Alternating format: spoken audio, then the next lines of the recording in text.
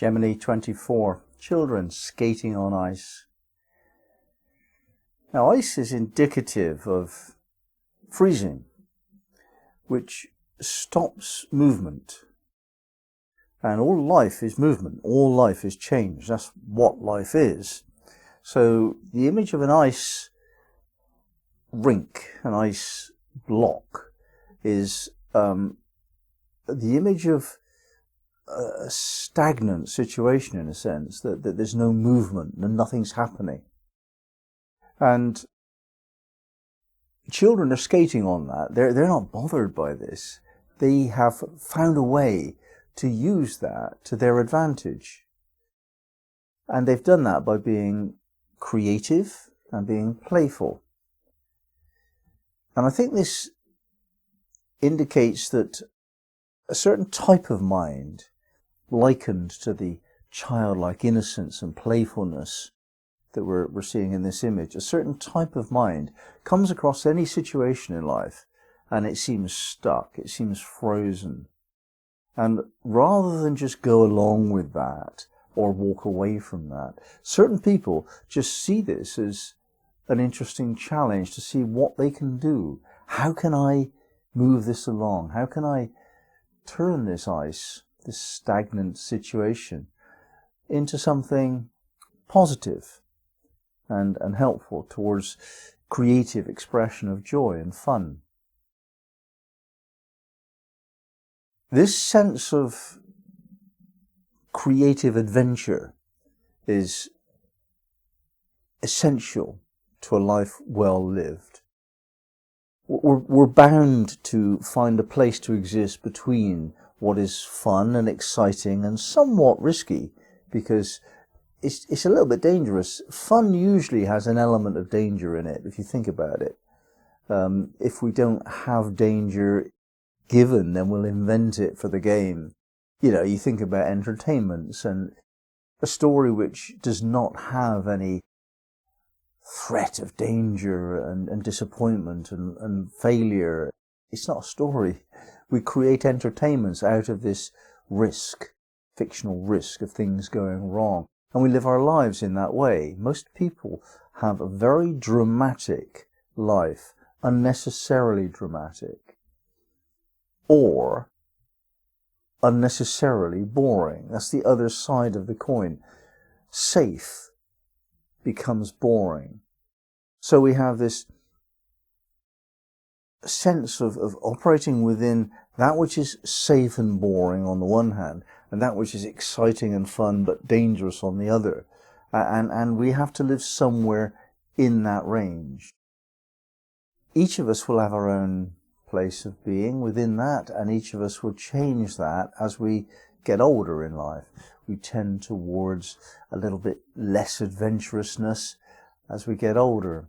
And children, although they are wanting more than anything else the security and safety that parents and a home offer, nevertheless have this greater appetite for adventure.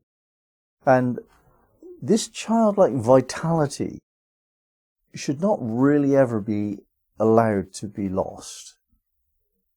There's a poet, Dylan Thomas, in Wales, in Great Britain, who speaks of this. He's mourning, really, before his father's death. He's mourning the fact that his father, who's just about to die, has lost his vitality. And he's angry about this. He loves his father very much.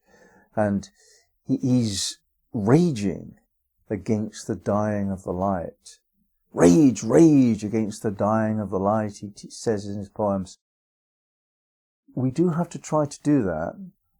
It's not only as we get older, but it is most particular as we lose certain physical comforts and attributes. We got to do a little bit more work to stay vital and alive, but we must keep our minds on the go. We must keep our minds creative.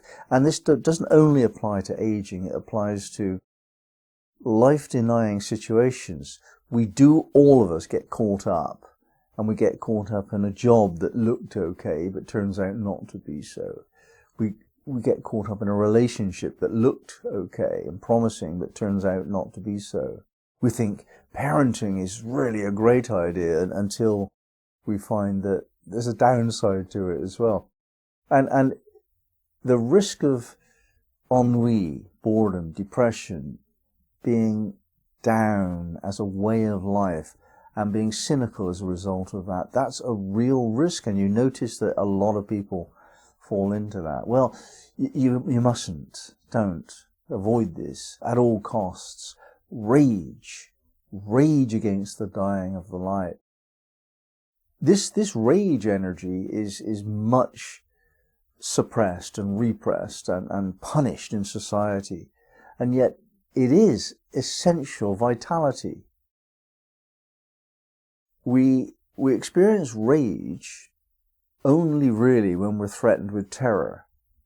If terror threatens us, then we will rage. Usually we don't get triggered into our rage unless something of that dimension is threatening us. And terror is so terrifying that we avoid that at all costs. Most people do. And yet some people don't. They go on these circus rides, these fair rides. They take you to the point of great fear and terror. And horror films, horror movies and things that I can't watch. They generate that false emotion within you. There's an appetite for us to experience that. I think, though, that we do avoid terror at all costs. And to do that, you need to access the rage that you have. Now, I'm not saying you should rage against anyone else. I'm, in fact, offering the possibility that would be a bad idea. But you can rage against your own inability to get up and get on with things. It's very easy just to say, oh, look, it's raining, I'm not going out for a walk, or, oh, I can't be bothered, there's something good on the telly tonight, I'm not going out to that party. You know, it's so easy to do that. Okay, to do it once or twice, but to do that as a way of life, to deny yourself access to risk, the risk of discomfort, the risk of danger, to deny yourself that life-affirming aspect is to move towards an entropy, is to die off. We must not stop ever having a new idea, going somewhere we haven't been before, taking on an adventure. And an adventure is always dangerous, potentially harmful, certainly uncomfortable. That's what an adventure is, and we need it.